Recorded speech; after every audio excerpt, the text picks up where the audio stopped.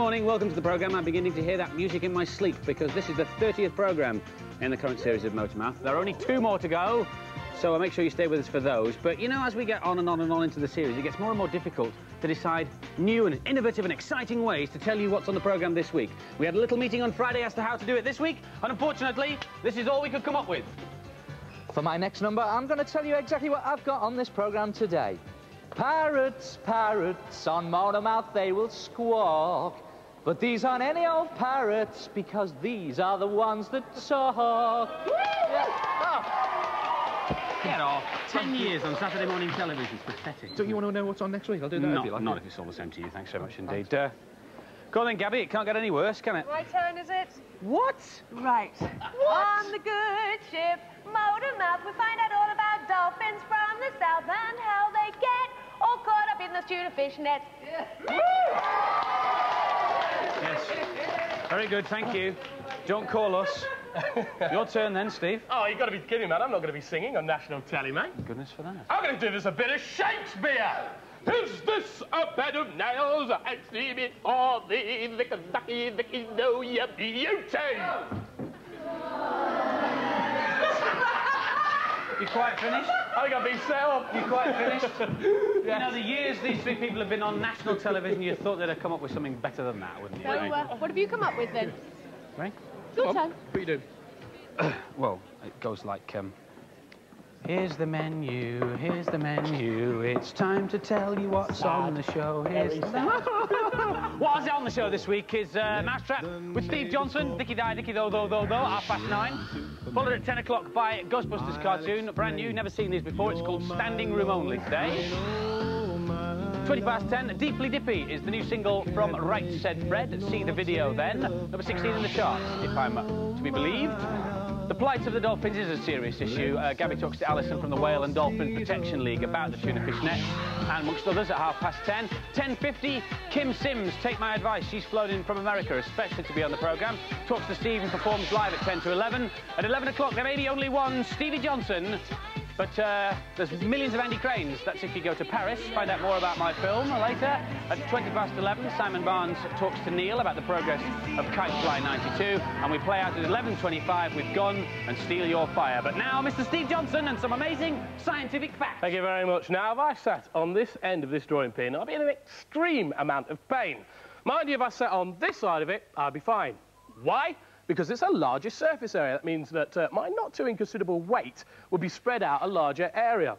Now, that can also go for this. If I just pick these 2 tubes up here, we've got 2 tubes. In this tube here, we've got 1 nail on its end. In this one here, we've got 9 nails.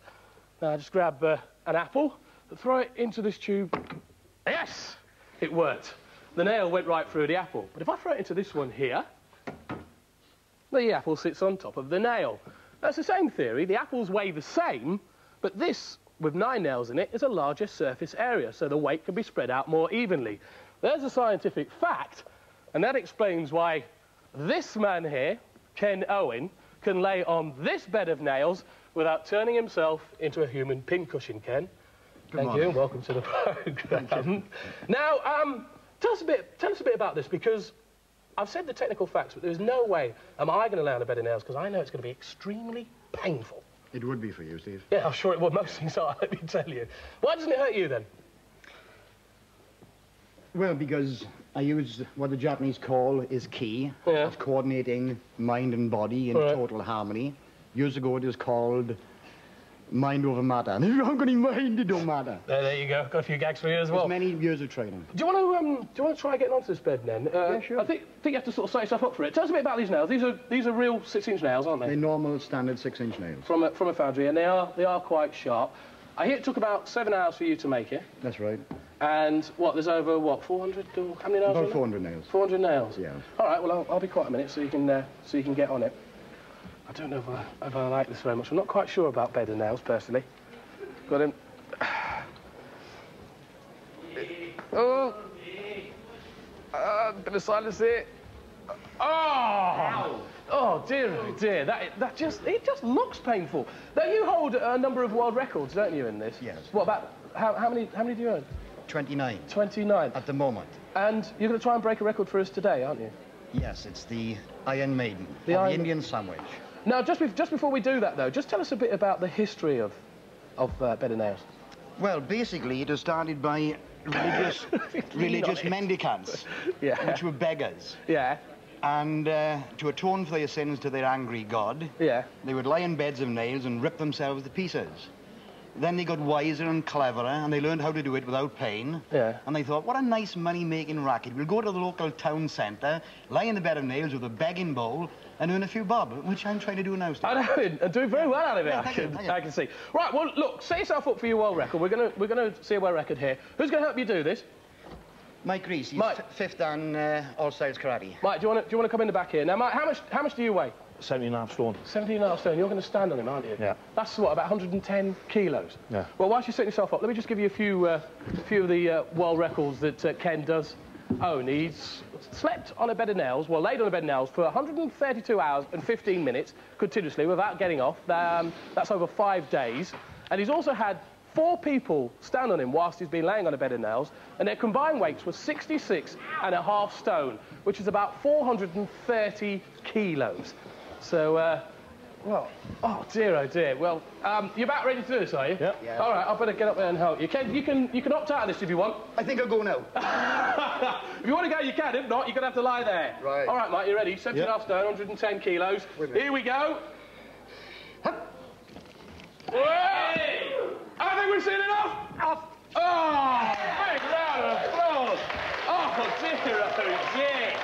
That was a world record. Well done, Ken. Thank you. Thanks for coming on this morning. Good luck in the future, I would say. Cheers, mate. Cheers. Steve, that was brilliant. That is outrageous. That is very, very dangerous. Don't That's try very this dangerous. at home. Let me just say now. Or this you. man, I'm not going to try. You've not been Ken's trying a it in the professional. dressing room or anything? No, I've not done any of this myself. No. Sure? No, absolutely sure. Absolutely. You wouldn't yeah. tell us lies. I wouldn't lie to the boys. I Okay. just wouldn't lie. You just don't try this. Let me just tell you. Drink that. I'm not thirsty, mate. All right, then we'll eat that cracker. All right. Thirsty now? Yeah. Drink now. Oh, good. Ah, you see, yeah. There's only one nail. Mousetrap.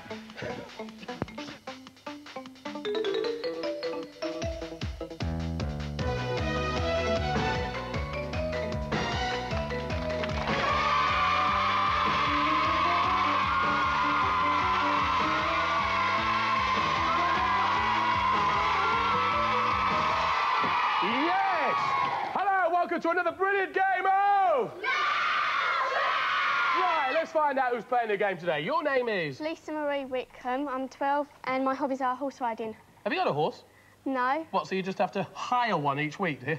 no, I care for a horse called Dolly. Oh, that's nice. And what about you? What's your name? Mine's Stuart Sutherland. I like basketball, rugby and swimming, and I'm age 12 as well. Oh, right. Well, we've got a bit of basketball for you today, so you should do very well then. Right. You know what you've got to do, don't you? You know you've got 7 minutes to get round. Let's meet who we've got helping them today. We've got Scott Woodman and Susanna Bird. Yeah!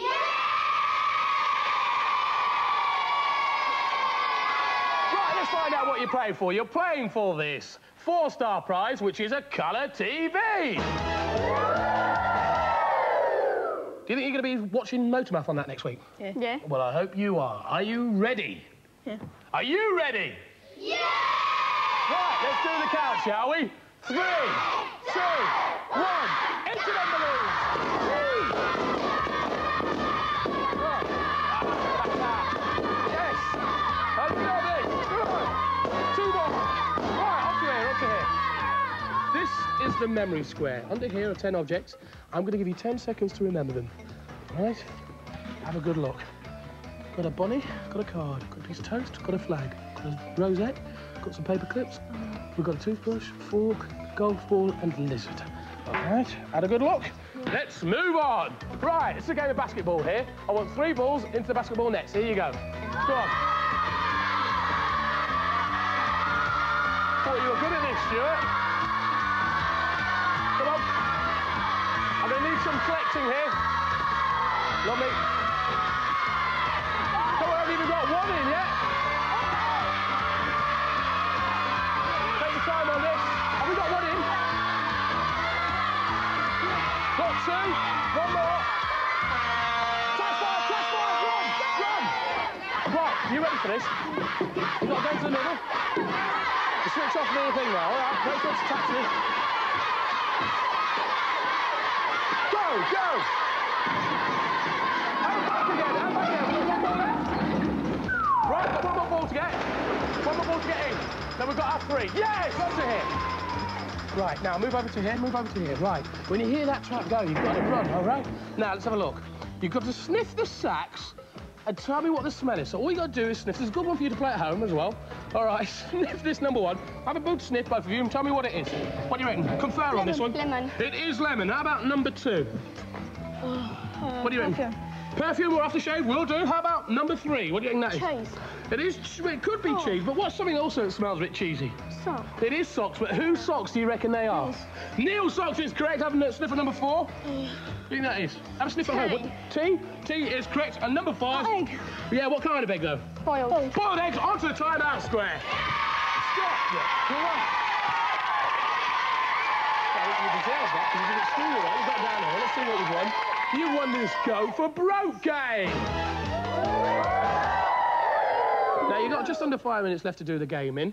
Now, I've got some bad news for you. Unfortunately, you didn't get to the trap on time. You have to listen to that hooter and run, all right? But we have replaced the 4-star prize with a 3-star prize, which is a CD, radio and cassette. So you've always got something to play for in this game. Woo, says the audience. Are you ready? Yeah. 5 minutes left. Go, under there, under you go, under you go. Go on. Force yourself under. Watch your legs.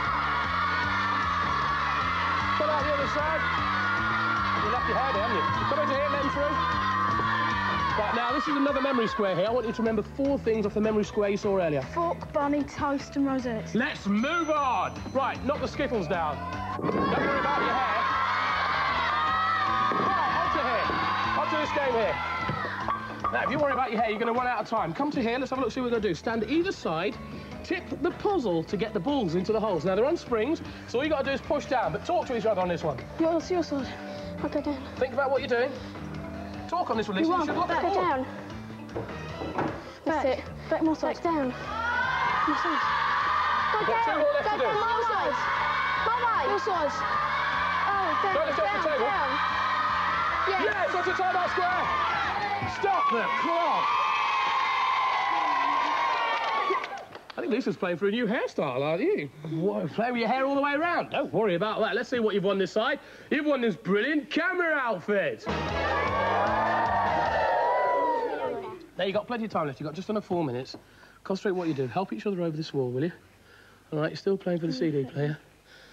You listening, or are you just going to have a little conversation of your own here? All right, then. Are you ready? Go! Over the wall. Oh, excellent. Whoa! Let's carry on, let's carry on. Let's careful this side. Right, shoot onto here. Now, this is the mime square, all right? I'm going to show you different team sports. You've got to mime them. You've got to guess what they are.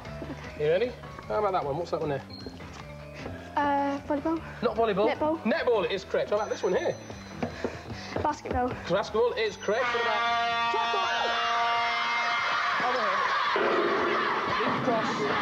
No, here. Listen to me. And then come back this way. All right. Come on. Come on. Go. Go. Go. Come on. And back again. Up here. I'm back again. Right. What's this one here? Football. Yeah. How about this one? That's a difficult one, this one. It's Table tennis. When people run and they've got something in their hand. Javelin. What do you reckon? What do you reckon that is? When you run and there's 4 in a team, and you have to pass something to each person. What do you have? You're running. Don't, come on, come keep miming. I'm helping here. Now take your time. Take your time. You're running, and you've got something in your hand, and you pass it to the person in front of you, and they have to run with it. Oh. What do you reckon? It's called a baton. Baton? Yeah, you got the baton. What's it called? I don't know. Come on, it's a race. It's not a delay, is it? It's not a delay. It's a relay. I don't think we're ever going to get there. What's this one? What's that one? You got it earlier. Cricket. No. Volleyball. Volleyball. Let's move on. Let's have a game of golf here. All right. Now what you've got to do is you've got to knock 3 balls through the holes. All right. That's 1. That's 2. 1 more. 3. Onto here. Right. Hang on. Turn down this way. This is a true or false square. I'm going to ask you a question. You seem to be taking most of the other squares with you. I'll ask you a question. What I want you to do is to tell me if it's true or false. One of you must answer, so confer on this one. Neil Armstrong was the first man to walk on the moon. True or false? True. It is true. It's on July 1969. Stop the clock. It's a delay race, a melee race. But you did get there. Terrible bit of miming, I thought, though, Stuart. Didn't help it very much, but never mind. We did get there in the end. Let's see what you've won. You've won this brilliant Joe Bloggs gear. Right. Now, listen to me now. Let me give you a bit of advice, right? The faster you go, the slower you're making yourself, because I think you're panicking a bit, but you've got 1.5 minutes left to do the gaming, so you've got plenty of time. Concentrate on this last side. Let's go. Let's see what you've got to do here, shall we? Right. Put the dogs in order of their size. The biggest at the top and the smallest at the bottom. Which way do you think they go? Old English, talk about this.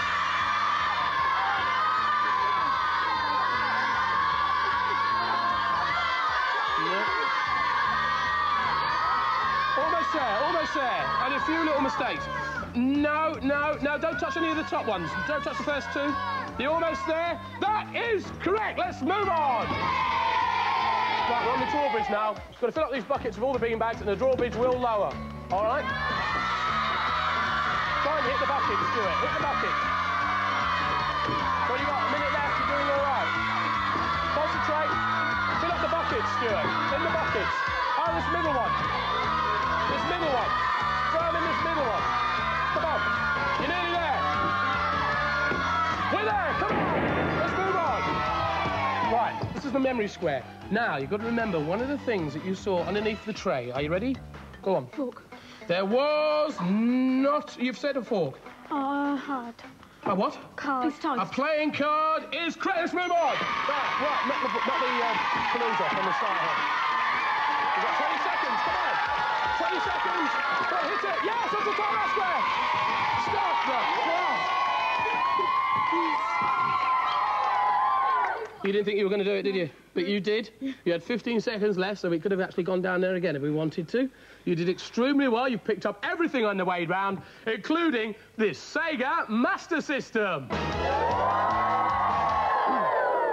We've still got the 3-star prize in there. You managed to stop the trap on the second time round.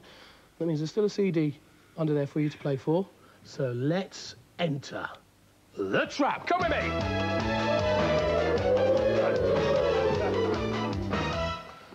Now, calm down, Stuart. You're very excited, aren't you? A bit nervous, aren't you? A bit tense. But you've got a CD player under there. You could take that home if you can answer the 4 questions that I'm going to ask you, and the time it takes for the trap to fire, the ball to travel around, and the cage to fall. 4 questions to be answered. Are you ready? Fire the trap! What is the ship that Queen Elizabeth II is better known as? QE2. The QE2 is correct. Mount Etna and Stromboli are both what? Mount Everest. No, they're not. They're volcanoes. How many claws does a cat have on each of its front paws? 4. No, it is 5. If you had 6 of one and half a dozen of the other, how many have you got? Think about this. 12. 12 is correct. There's 2. What happens to water at 100 degrees centigrade? Boils. It boils. That's 3 you've got. Where is a scorpion's sting? It's tail. It is tail. Yes. Stop the trap! Come back here. Oh, you were panicking there, weren't you, Stuart? But you managed to do it. That means you've won this week's 3-star prize, which is a CD cassette radio player. Have you had a good time? Definitely. Well, I hope you've had a good time too. We'll see you again next week with another fantastically brilliant game of... Thank you very much. Goodbye.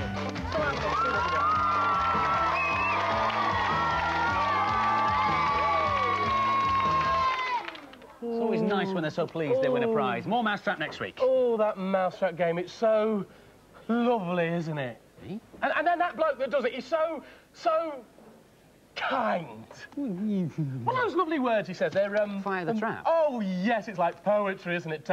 Fire the lovely trap for the lovely children. Steve, why is everything so lovely all of a Andy, sudden? you're such a silly sausage. Steve, you're beginning to make me a bit sick now. I ask you again, this loveliness, where's it all going? Oh, you're a cheeky little chipolata, aren't you? I think you need a bit of a corny visual clue as to what I'm going on about. Sounds like cue the comedy prop to me. Oh, yes, it is. A lovely, lovely little woolly lumpkin. Steve, it's a tatty toy sheep. Oh, Andy, yesterday was the first day of spring. You should be rejoicing. Let's all sing. We plough Steve, What? I should just do the lovely photos if I were you. Oh, OK, then. Go down there, little woolly lumpkin. Just do the photos, Steve. Look at that one there. Less said about that, the better. That's David Chapman's uncle. How about this one here? Look, a little woolly lumpy boozies and a doggy wuggy there. Look at that, from Victoria Tipper. Isn't that lovely? I love it when that's out. Oh, Alex Muller, you ghastly little ghostly you. Oh, cutie, cuties. What will they be receiving? Oh, they'll be receiving some of these cuddly-wuddly flowers and some lovely softly toysies. Right. However, you lot will be receiving, the next letter will be receiving tins of brains, because it's time to do those now, if it's all right with you. Leon Jones. Don't let me stop you. Dear Steve, as I was watching Motormouth, I noticed it was a bit hard to miss away. that Steve was running for the election. Well, you get my vote. Because I have voted for you, please can I have a tin of brains? Oh, Leonie, thank you. Right. Amit Patel from Leicester says, this is my dad. He's got very mad. He said he will eat me in 2 weeks, so please send me a tin of brains so he eats my brother instead of me. Hey, thank you. And finally, for tins of brains, this is from Claire Paxton. She lives in Devon in Ivybridge. Oh! This is a picture for Steve. If Steve loves it, will he send me a tin of brains? Oh, I'm going to send you two, because it's lovely. Steve, this loveliness is actually getting me down. Can't you go back to being your nasty, obnoxious self again? Oh, Andy, I know how you feel. But it's so nice to be nice. I don't want to be horrible again. Well, concentrate. Get the sheep. Now, concentrate. Look at the sheep and tell me what you really feel. Yes. Oh, goodly, woodly. Oh, you're so lovely. I give up. I give up. We'll do the viewers' animation. We'll do the viewers' animation. Oh, has it got some cuddly bunnies in it? No, it hasn't, Steve, but we have sent some different sorts of animations this week. The first one is called Lendrax. The letter with it said as follows. This is an animation from my friend Nessim and me made. I did the sound of the washing machine. Our teacher, Miss Castor, put it onto video for us. This is from Justin D. Agate, and this is the video that he sent us. It's brilliant, actually. It's, I think they're plasticine models animations, but it's excellent. Listen to this. Doing a bit of washing. Lammy, what do you reckon?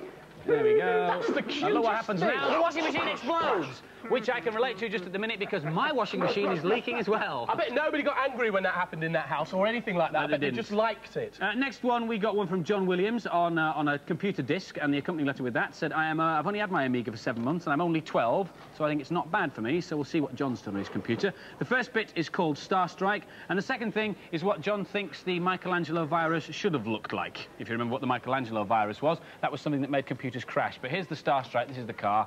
I think you'd quite like this, Steve. Cars! Lovely cars. Oh, environmentally friendly cars, running on unleaded fuel. Right, and the Michelangelo virus was a bug in computer programs that would make them all crash on a certain time at a certain day, but he's interpreted that as Michelangelo from the Teenage Mutant Ninja Turtles, which is smashing. Right, well, Steve, we can't really do the next bit. Why not, man? Well, I don't think we should anyway, because... No, well, the nation want to. No, I really don't think we should bring it out. Let me tell you You can't be nice for this bit. No! Because it's time to find out whose rubbish is going to go in the bin! Yes!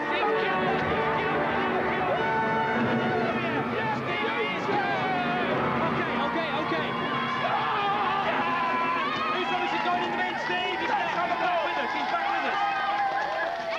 Look at that! A lovely broken record, and that was sent in from Paul Flock and some terrible rubbish as well. Philip Wilcox has written to us from Christchurch in Dorset, and he sent us all of that gear there. And there's one more. Have you got any more, Yeah, Steve? look at this, look at that.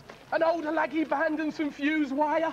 And that was sent in from Lillian Aristide. And you know where they're going to go? No, they're not going to go because we've had one more letter, Steve. This one says, my daddy lent you this pump a couple of weeks ago when you had a puncture. He said, put it back in my boot when you finished. When we had a flat tyre on the motorway yesterday, my daddy went to the boot to get the pump and found you'd completely ruined it.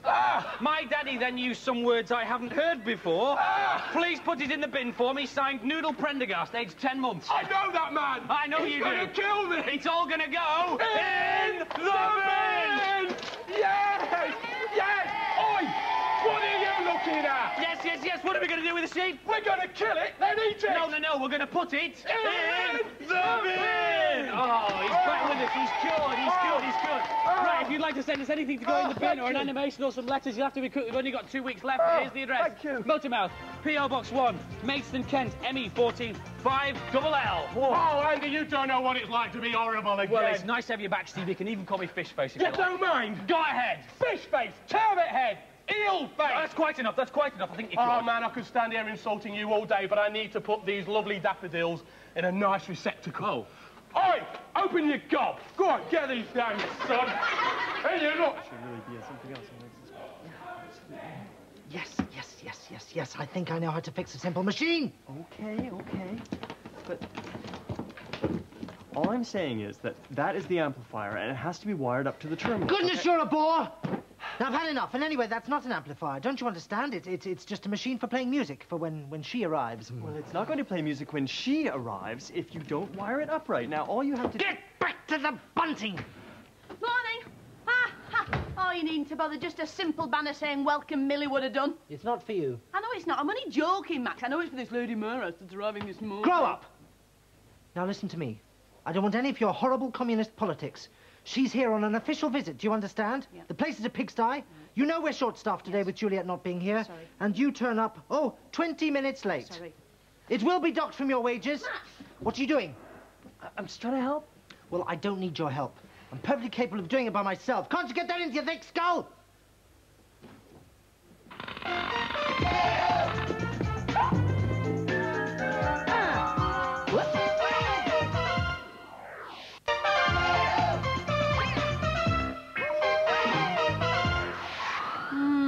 Really good idea of yours, Paul, to get this parrot item on. The presenters are dead impressed, you know. Oh, I hope it goes okay. What if the parrot's nervous? What's the parrot going to do?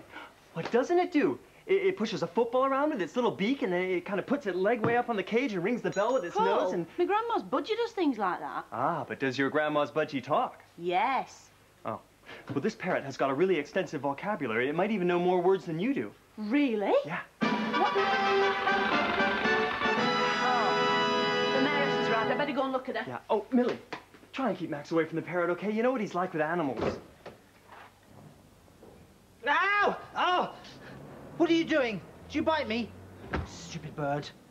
Anyway, what am I going to do with you today, eh? Max! Oh, you've got the parrot. Huh? Yeah. Hello. What's your name? Millie, it's true that some parrots can talk, but they just repeat sounds that they hear. They can't answer a direct question. What was that? He said his name is Desmond.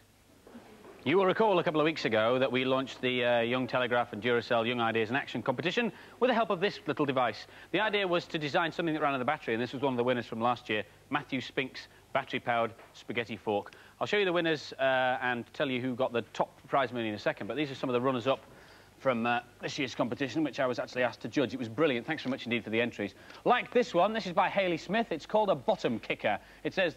it's got a spring so it fits in your pocket, and when someone is angry, they get it out of their pocket, push the button, and it kicks the other person up the bum. Marvellous idea. Not sure how it would work on a battery, Haley, but brilliant nonetheless. Daniel McDade designed this. This is an automatic goldfish feeder. Here's the food over here, the little timer, and it's all battery-powered. I was more than a little concerned, however, that after the fish had been fed, there appeared to be fewer of them than there were before. So perhaps the food wasn't all that it might have been. But anyway, thank you very much indeed for that. Well done. You'll get yourself a highly commended for that. Here's an interesting device, the Super Nose Picker. It has 5 fingers, each different sizes. It's battery-powered. The smallest finger is to get to that place up your nose where your own fingers cannot go. And you'll be relieved to know that it comes with a super cloth to wipe the finger up afterwards, after you've used it and put it in those important little places. That's from Kathy Heaven. Well done, Kathy. Who's down here? Kevin O'Connor. This is something I could use if Steve Johnson comes round to my house. It's actually a complaining doormat. It's battery-powered, it has a speaker on it, and the idea is that when you stand on the doormat, it tricks an electronic device that sets the speaker off, and it goes, "Go away, Steve. I'm pretending not to be in so that I don't have to make you a cup of tea," or some words to that effect. Above this, Sally Field. Now, Sally Field won a highly commended prize, not for the idea, but for the way she presented it, which was brilliant. She's done a smashing diagram, put it in a nice folder. She even made a little cardboard model of the design over there for glasses with windscreen wipers on. We couldn't give you a top prize, however, Sal, because tragically, as you can see, the device has already been invented. So, but you got a prize for your presentation, which was smashing. Thanks very much indeed. So, to the top 3 prize winners, £100 and third prize to Christopher Rushton, who designed a mechanical compass. You know when you're trying to do your compassing in maths or technical drawing and stuff like that, and it squiffs and goes all over the paper? Well, this is a great idea. This bit at the bottom here goes in the centre of the circle. You extend at the telescopic thing with the lead on the end. There's a little motor inside there. Press the button and it whips it round nice and cleanly and draws you a nice square circle without slipping off the page. Again, a great idea, but again, something that sort of has already been invented. If you look at this ruler with holes in, you can actually do that already, you see, and draw yourself a perfect circle without coming off the page. So we couldn't give you top prize, but we could give you £100 and second prize. Third prize, rather, because this is the second prize winner. I'm losing it now. Yes, the Mother's Delight, the lid alarm. Designed by James Staley. The talking toilet seat. My mum says to my dad, myself and my brother, always to put the toilet seat down. The invention, he says, is every mum's dream. Very simple device. When you lift the toilet seat up, or if you lift both parts of the toilet seat up, there's a little switch down here that activates the timer, which is this part here. The timer then gives you about 30 or 40 seconds to do what it is that all of us gentlemen need to do while we're facing the toilet. And then, after 30 seconds, this happens. For the convenience of the lady members of this household, please put the toilet seat down when you've finished. Thank you. Well done, young man. You get yourself £200, and our congratulations, and I should think somebody would want to manufacture that idea. It's wonderful. This, however, is the top prize winner. Lovely design, a great idea, but I'm not going to tell you anything about it because the prize winner herself is here. Jessica Franks. Come in, Jessica. Well done. Oh, a little spontaneous ripple of applause from our studio audience. What did you design?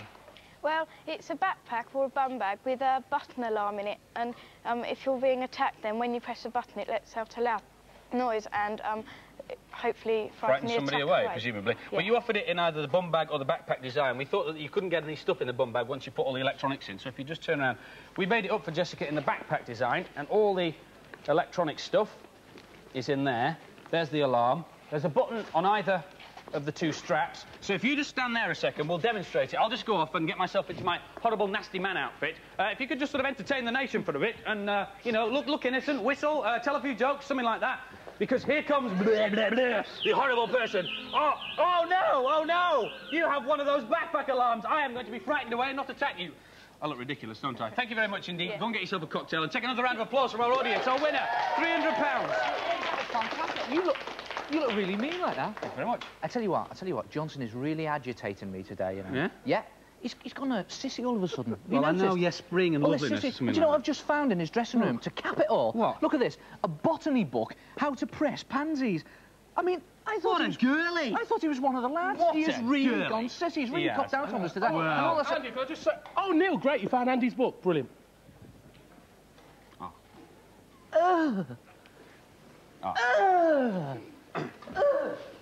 I'd just like to say it's time now for a very butch and macho edition of Ghostbusters. And I'm not scared at all. Me book. Please say it. Max is a big Jessie. Go on. Max is, go on, a big Jessie. Max is a big Jessie. You were saying? What are you doing? Have you done the cleaning? I can't find the Hoover.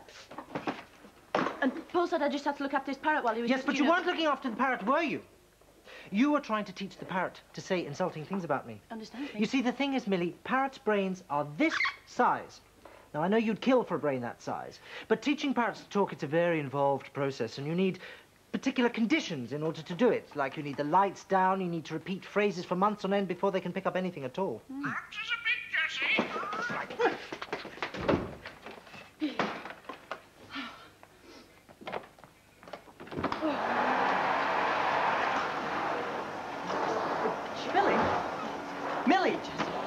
Millie!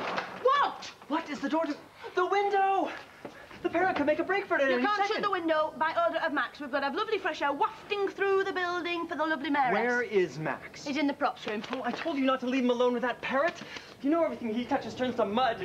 Paul, Ken's got a problem with the bed of nails. Can you ever sort it out for him? I'll deal with it in a second. No, Paul, can you do it now? Okay. Please. If anything happens to that parrot, I'm holding you personally responsible. Personally responsible. All right, Paul. Max is the boss. Max is the boss. Come on. Yes? Max, Paul's not happy about all the windows being open and all that kind of thing. So we've just got to him, OK? Tough.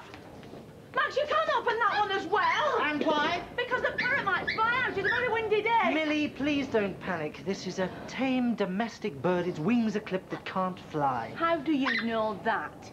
What, all those evenings I've spent with Terry Nutkins, what do you think we were doing? Comparing hairstyles? No, we've been having many illuminating conversations about the animal kingdom, and he's learned a thing or two, I can tell you. Well, that's really interesting, Max. What am I talking to you here for? Have you done the cleaning? Have you cleaned the dressing rooms? Well, I was just on Well, would you do it now, please, because her ladyship will be incorporating them on her tour of the building. Clipped wings. He doesn't know what he's talking about. I better shift you, put you somewhere that's safe. Somewhere where there are no windows.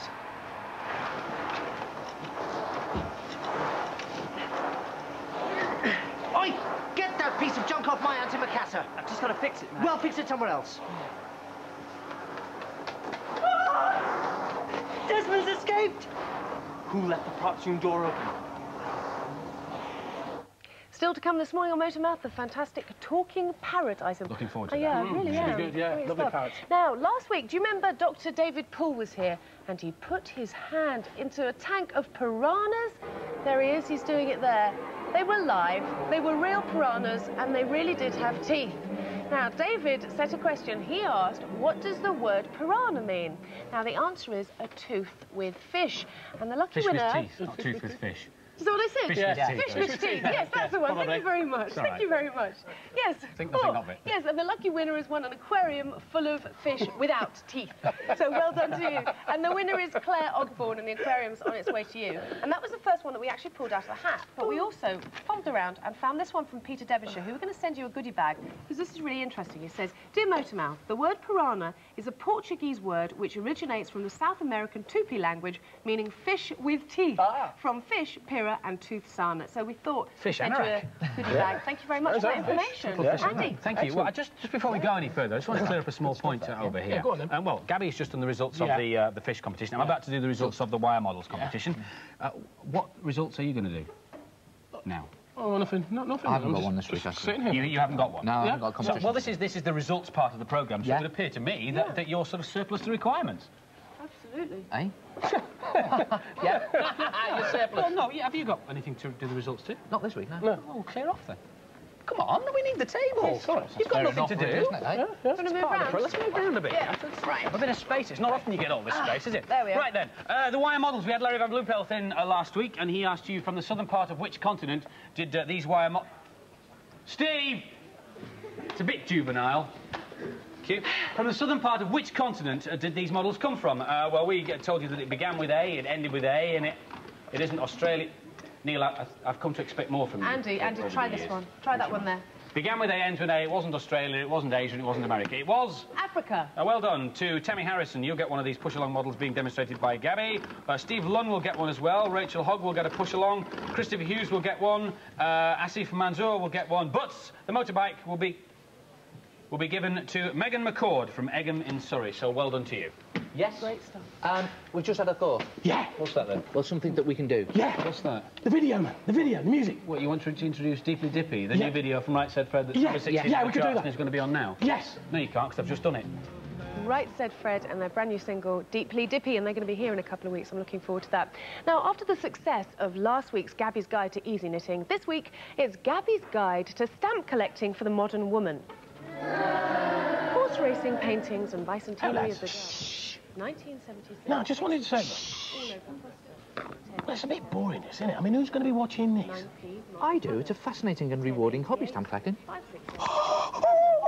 Whoa, that's a big thing. What? I've got 2 tuppenny oranges. Here's one. Swapsies. All right, then. This is absolutely brilliant. How do I get started? Well, you need your first stamp. The first stamp is the most important. Oh, well, give us one of your stamps. Hey, get off. Oh, give us one of your Very stamps. valuable collection, Steve. Oh, lads, please, give me a stamp. Fiver. Multicoloured. 1088, 568. Each. 10.5p, multicoloured. Mr. Crane? 10, Mr. Buchanan? 9, Should we? 5, 6, I think we should. And that's how to collect stamps. More next week. Coming up after the break, I find out about the dolphins in the wild and also Kim Sims live in the studio.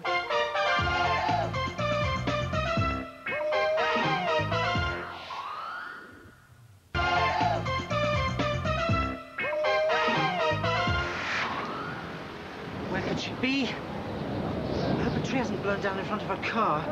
Oh. The winds are too fierce, Max. That parrot could be miles away by now. About the parrot. Have you seen the Lady Mayoress's car? Oh, darn the Lady Mayoress. She is not a sock. Now get inside. Go on. Thank you, Oscar. I'll see you later. Yes. And remember the speed limit. Oh, what a wind. Oh, my hat. Oh.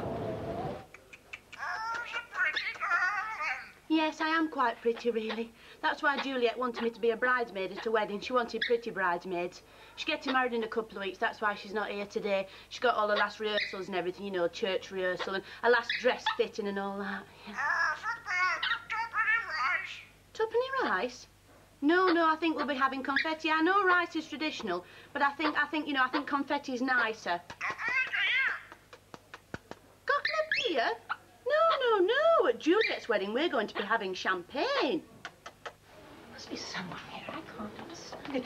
Oh, can I have a word? Yes. Margot Bolsover, Mayoress. Oh, how do you do? And who are you? Well, I must say, I am a little disappointed one wasn't met by anyone at all, especially as I've had a terrible calamity. My hat has blown off and is completely ruined, and I can't meet anybody like this. I must have it fixed. Well, I'm sure there can be somebody who can... Right, there was Millie! Yeah? Come here, thank you very much. This is the Lady Mayoress. This is her hat. She's had a mishap. Something's happened to it. Can you fix it? Thank you. Hello, I'll get it fixed as soon as possible. Oh, dear, I wanted to say something terribly important about the hat. We've got to fix this hat. Oh, I blame myself. How could I have let it out of my sight? And you were supposed to watch that parrot like a hawk. Have you quite finished? No, I haven't. Paul, the parrot is in the loo. I've put the parrot in the loo. There are no windows in the loo. It can't fly out of the loo. I put it there for safekeeping. The parrot's all right? Yes. Oh, Millie, I can't thank you enough. Oh. Thank you.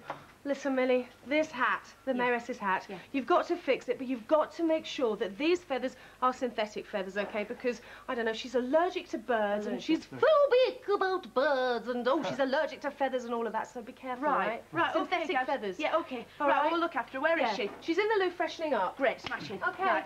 So, the Mayoress is in the loo. With the parrot.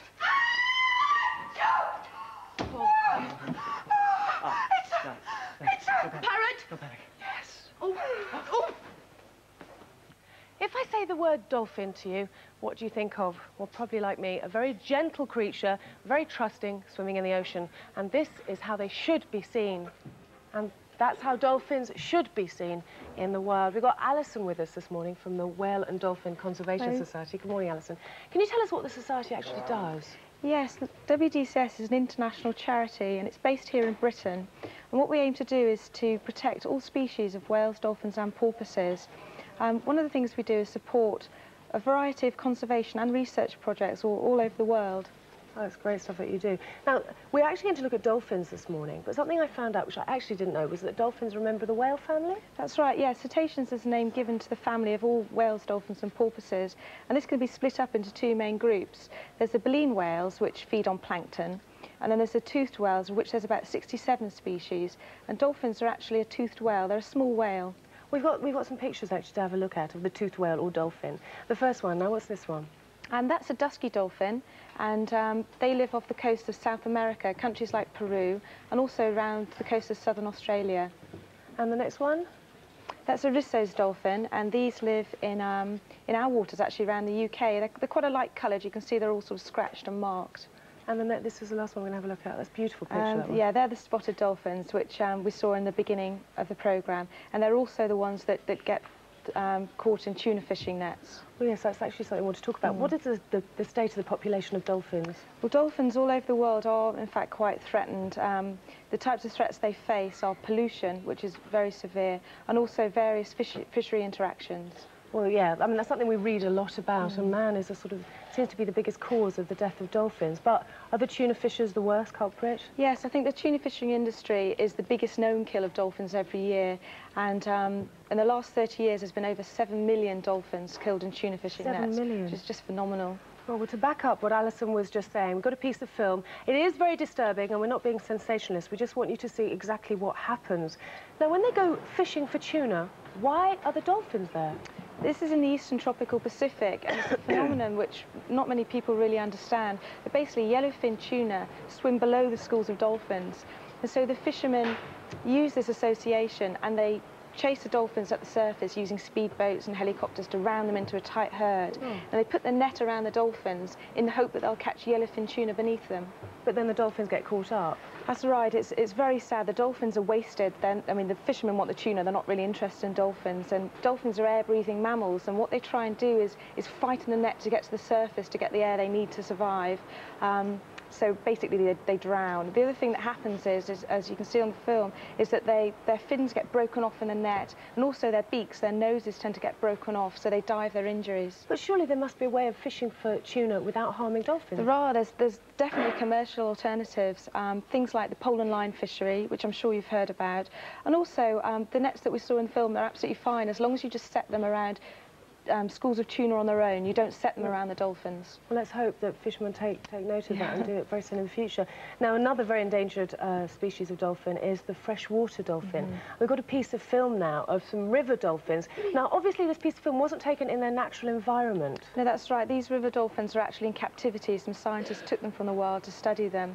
In their natural environment, they live in muddy rivers, and that's why their eyes are so small. Or, in fact, some river dolphins are completely blind, as sight's not much good in a muddy river.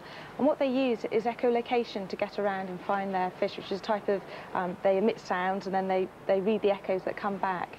Now, why is it swimming on its side? River dolphins, we think, swim on their side. They're using their flippers, which are actually very sensitive. They're squared off at the end, and they're very sensitive. They feel around in the mud on the bottom of the river, searching out things like shellfish and things that they can eat. Now, these ones are very endangered, aren't they? That's right. The river dolphins are the most endangered dolphin, particularly the Chinese river dolphin. There may be as few as only 200 individuals left in the wild. In the whole world, 200? That's right, just in one river in China. Why is that? Why are they dying off? It's really up to us, it's up to man. It's our activities in and around the river. Things like overfishing in the river, the dolphins get tangled in fishing nets and caught on fishermen's hooks. And also awful pollution from farms and, you know, people's homes and things going into the river. And one of the really big things is dam construction. If you put a dam across the river, you're going to affect the natural flow of the river. Also, the natural movement of the fish, which the dolphin prey on up and down the river. And the movement of the dolphins themselves. They can't, you know, get to their normal places to breed and things like that. That was a difficult argument because it's also helping man. Yes, it's a difficult one. But what can we do to help? What positive steps can we do to help the dolphins, especially in the tuna case? Right. In the case of tuna, we've all got a choice. We can buy dolphin-friendly tuna, which is available in the supermarkets. If we do that, we'll be sending a clear message to the fishermen that we don't want to eat tuna, which is caught at the expense of dolphins. And so that we've says got a choice actually on the tin, doesn't it? It actually says it on the tin and the shelf, so we can all choose on that one. In the case of river dolphins, we've really got to set up natural reserves on the rivers that they live, so we can protect them from things like pollution, which we must control the fisheries as well, and just give them a safe environment to live. And also join the societies. That's right. What we can all do is join organisations like ours, which are trying to solve some of these problems. Right, there were you and Greenpeace. That's right. This Worldwide Fund for Nature. But if you do want to find out more about the society that Alison's a member of, we've got an address for you. And the address is the Whale and Dolphin Conservation Society, 19A, James's Street West, Bath, Avon, BA1 2BT. Right, we've got an audience question now. Sharif, can we have your question, please? Are dolphins really as friendly to humans as the media shows them? Yes, I think certainly dolphins have a definite affinity for people. There's lots of stories about dolphins approaching people in boats and also coming right into the shore. There's a place in Australia where a wild group of dolphins come in regularly just to interact and be with people. They just seem to like our company. There's also lots of stories of dolphins saving people from shark attacks, and also people that have, say, fallen overboard at sea. Dolphins have taken them safely to the shore. So I think we can definitely say that they are definitely friendly animals. I think we saw that on that piece of film. Yeah. Fascinating stuff. Let's hope we can all make positive steps. But Alison, thank you very much. Thank you very much. Thanks. Right, now it's time for part 2 of this morning's Ghostbusters. Will they save the day? I'm sure they will. Well, your granddaddy obviously wasn't a doctor. That herbal thing did no good at all, Paul. I think we should just tell Max and get it all over and done with. Are you crazy? If Max sees a mayoress like this, he'll go AWOL. No, do something. Hiya. Hi, James. Welcome to Motormouth. Come with me, please. Great statues, Yes. especially these. Very good. It's just up there. I'll see you in a minute.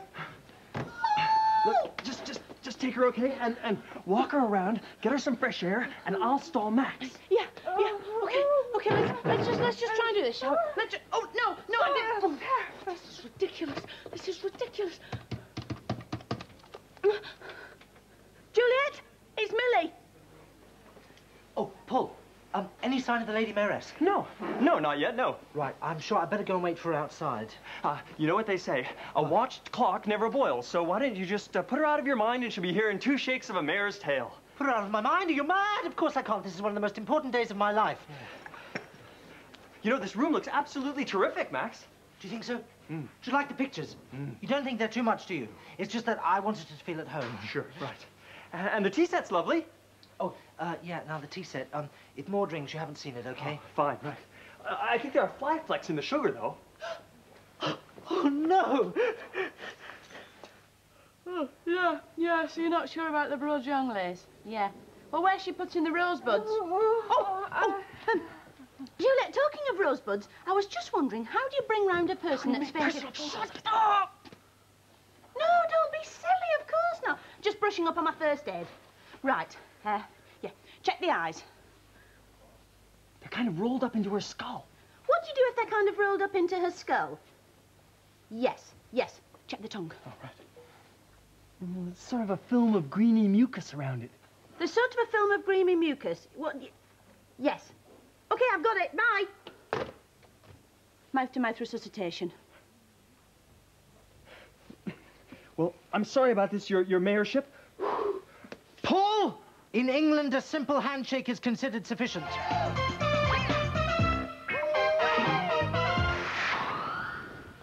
Welcome back to Motormouth. You might have noticed a lot of strangers around the studio this morning, lurking, namely this lot.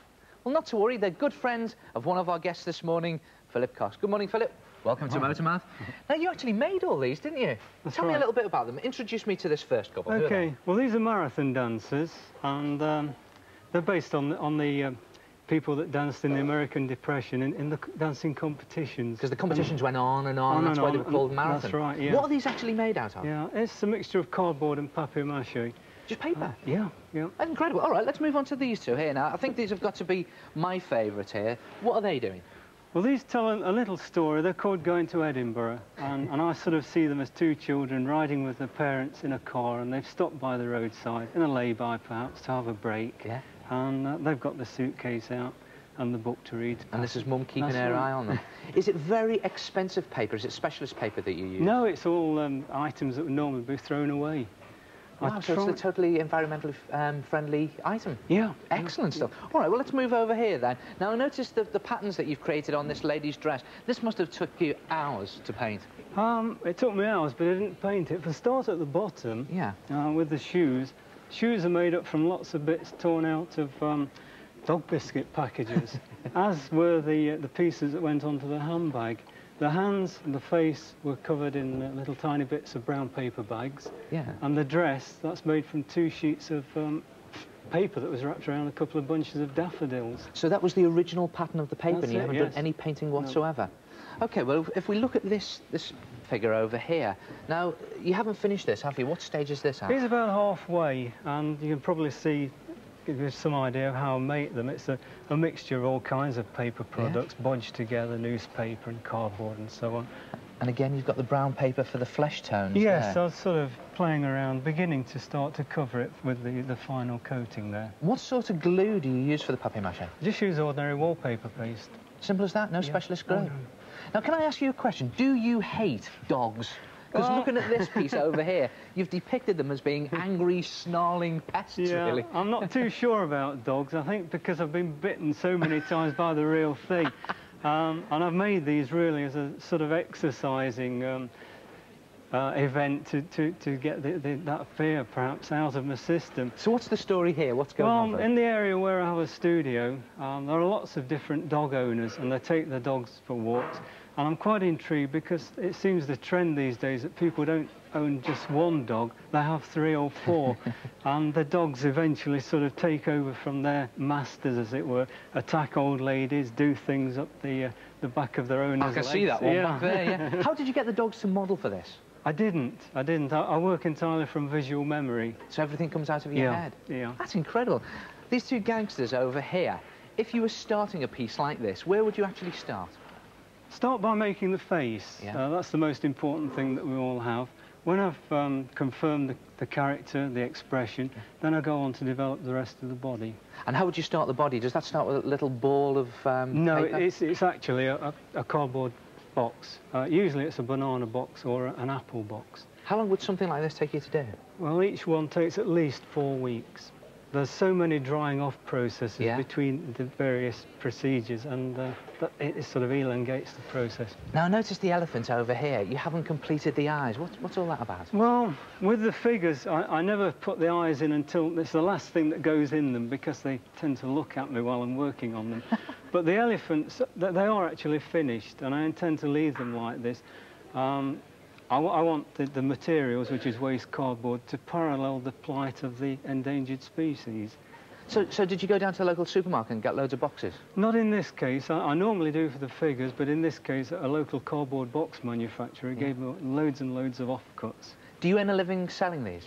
Not exactly. My main source of income is from visiting schools and doing workshops. We make all kinds of things from scrap paper, cardboard and so on. Any exhibitions on at the moment? At the moment, yes. There's People in Place, which is in Warrington, and then it moves on to Mansfield from the 6th of April. OK, well, we'll keep a lookout for that. Philip, thank you very much for bringing your stuff there, and good luck with the exhibition. Yeah. Thanks a lot.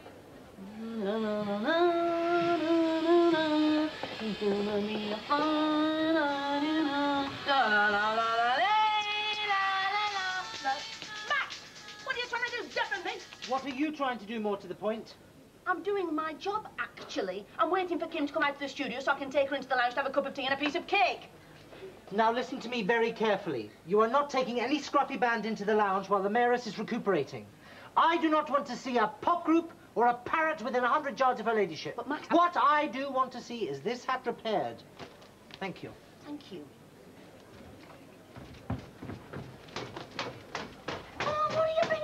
Downstairs for? Well, he's on in a bit. I've got to give him a pep talk.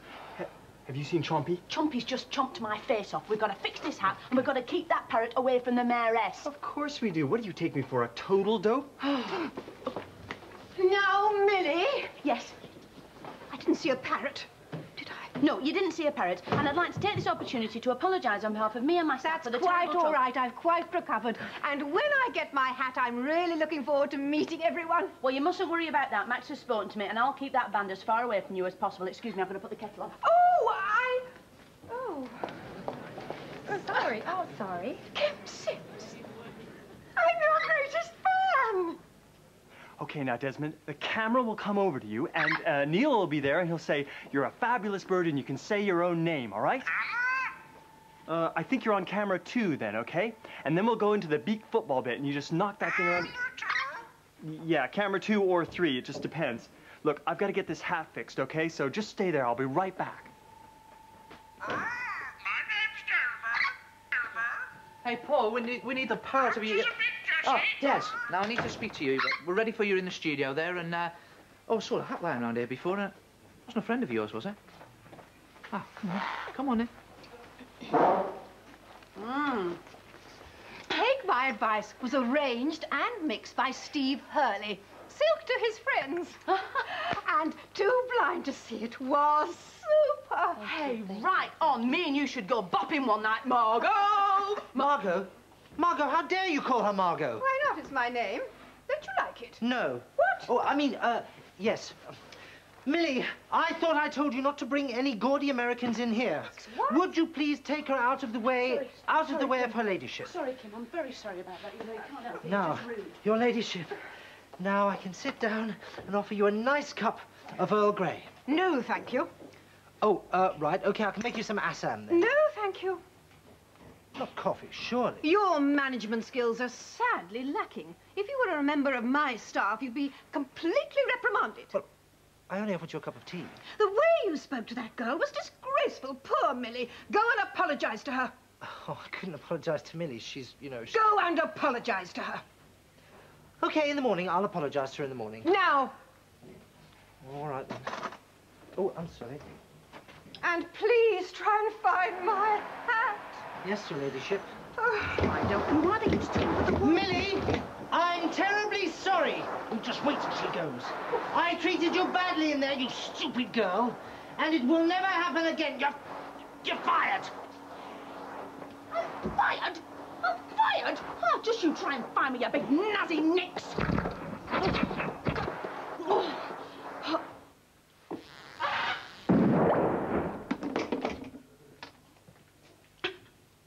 Paul's gonna kill me. This is a nightmare. You never liked that parrot, did you? I have nothing against, but... Why, what's it said about me? It hasn't said anything about you, Max, because it's disappeared. Again, I can't find it anywhere. Oh, I don't give a stuff about your bird. Why don't you go and ask Millie where it is? Well, because she's disappeared as well. I'm not surprised. Do you know what she did? She hoovered the mayoress's hat up. Max, I just... Oh, Greek balls of fire, don't bother me now. It's your item, you go and deal with it. Right. You can't catch a parrot on a push bike, you pranny.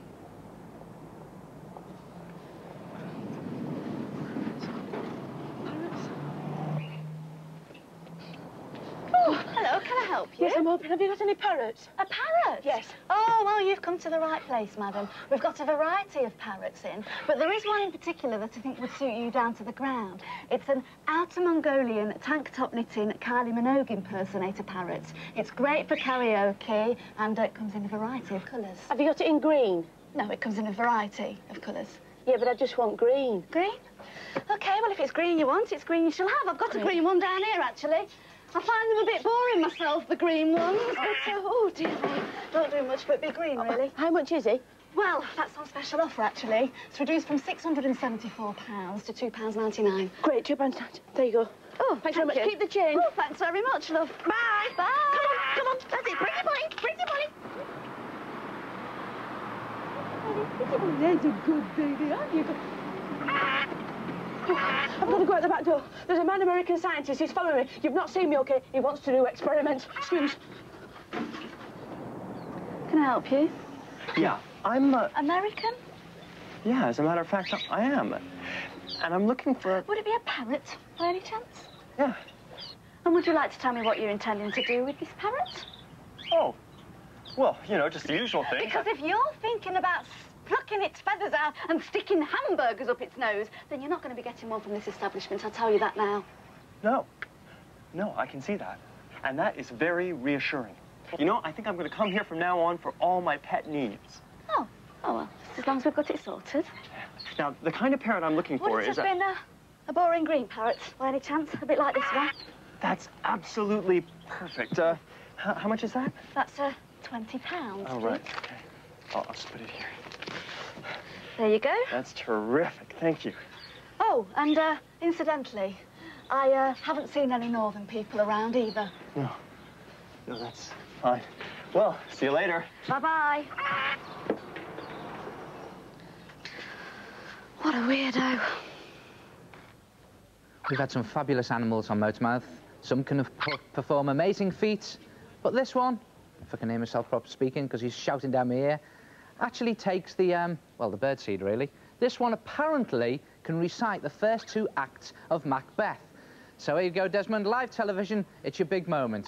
On you go, cue. Go on, then. Bubble, bubble, toilet trouble and all that. Well, ain't you going to do it? Well, it is live television, isn't it? Over to you, Andy.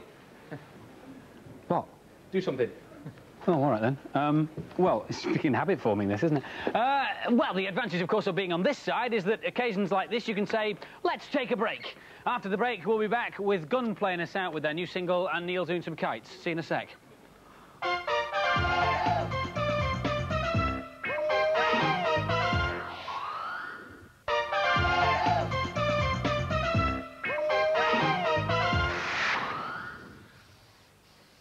That's better. Ah, there you are. Have you apologised? Oh, yes. And the hat? Right, well, there's been a bit of an accident with your hat. It's halfway up a hoover. My hat halfway up a hoover? Oh, horrendous. So please don't fret, because what I've done is I've made you a new one. Oh, that's frightfully good. It's almost better than the last one. Oh. Well done. Oh, but these feathers... Oh, no, I know all about your allergy, your ladyship, and all these feathers are synthetic. Oh, good. I smell bird. No, there aren't any birds in the building. I give you my word of honour. Good boy. I can now face the world in a manner befitting the Lady Mayoress. Thank you. Now, what I'll do is I'll show you into the studio in time to see Kim Sims, because I know you like her, and then after we're off air, I'll introduce you to the presenter. Max, if this is a talking parrot, I'll eat my hat. It did perform, but not quite like we'd anticipated.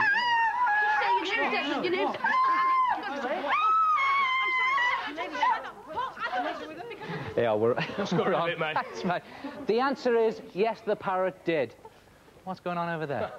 Right, well, Kite Fly 92 is just around the corner, so with us in the studio this morning, we've got Sarah Kent from the Kite Store in Covent Garden, London. Good morning, welcome to Motormouth, Sarah. Hello, Neil. Now, kites have been with us a long time. When did they actually sort of get invented, and where did they appear first?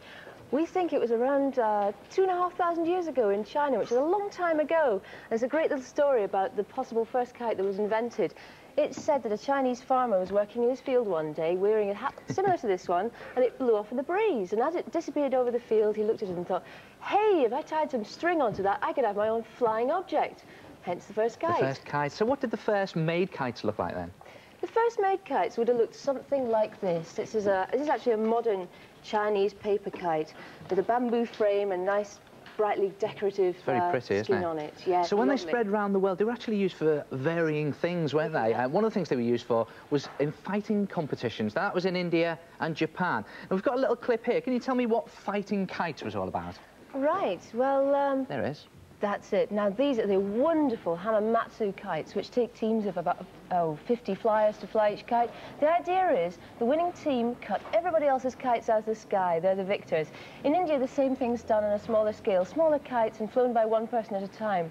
And the line they use is very special. It's called manja, coated with ground glass and a paste, so that it's, you know, it's very antisocial stuff. It cuts through everything else in the conduct, sky. that, was it? Not really. This kite up here is the kite that I know and love. When did that first appear? That one first appeared around 18 years ago, designed by a chap called Peter Powell. Still around today, very much a popular beginner stunt kite. And now we've got loads of different kites now. As you say, we've got stunt kites. Well, again, we've got a clip of someone performing stunts with a kite. What type of kite do you need for that?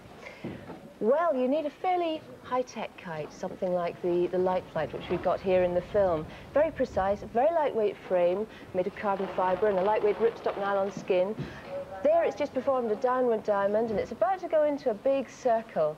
Nice, big, clean circle, and it's going to do a little circle inside the big circle. That's a typical competition manoeuvre, which the judges would be looking for clean execution, nice, smooth lines.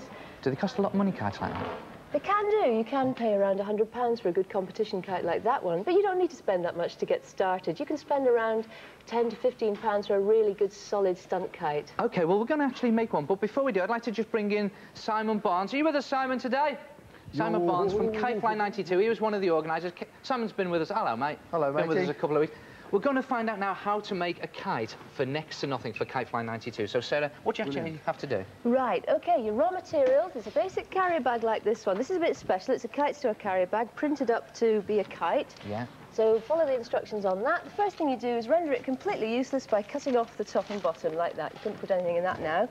Then you cut along dotted lines to get this shape here, a sort of lozenge shape. Once you've got that, you need to do some reinforcements and a bit of structural work. You put 2 sticks parallel, stuck with sticky tape firmly onto the kite, and you reinforce the corners. This is very important. You tie the bridle line on there. Sticky tape, 4 bits of sticky tape on each corner. Then you have to put the bridle on, and the bridle, this piece of string here, is the balancing device of the kite. So that's tied onto each side. It should be about 3 times the width of the kite from corner to corner. What you do then is find the middle of the bridle, pull your corners together, like that, stretch out the string, find the middle, tie a knot about an inch or so from the end, and that's where you tie your flying line on. And you can use basic household string, or you can get yourself something sophisticated from your local kite reeler. Now, you can use any plastic bag, can't you? I notice you've got a bin liner there. Right, we've got the jazz version of this. I made this up yesterday for us. It's just a bin liner, you cut holes in it. Decorate it. Decorate it with sticky tape, nice bright colours. OK, well, if you didn't get that, all is not lost, because, Simon, you've got some good news for us. There's actually the application form. There's details through the application form on how to make a kite, isn't there? Well, indeed, yeah. The Kite Fly entry form gets you a kite kit, which has got a simple kite frame, much like this one, that you can make up and then bring along to the Kite Fly event. Where'd you get the application form from? Entry forms are from all British Gas showrooms. There's also a hotline number which people can phone if they want to come along. What's the number? 081 367 3555. 855. There it is on the screen down there. Carol's there now, waiting for your call, so give her a ring if you want to know where your nearest kite fly venue is. So if you want to get involved with Kite Fly 92, a smashing kite flying event around the country, give Carol some earache and phone that number now. Good to see you again. Good to see Dylan again. Good luck with Kite Fly 92. Thanks very much. And Sarah, thank you very much indeed for showing us how to make a kite. Thank Cheers. you. Andy. It's good. I've got a kite. It's good. I've got one of those Peter Paul stunt kites. Are you good at it? Well, I crashed it a couple of times.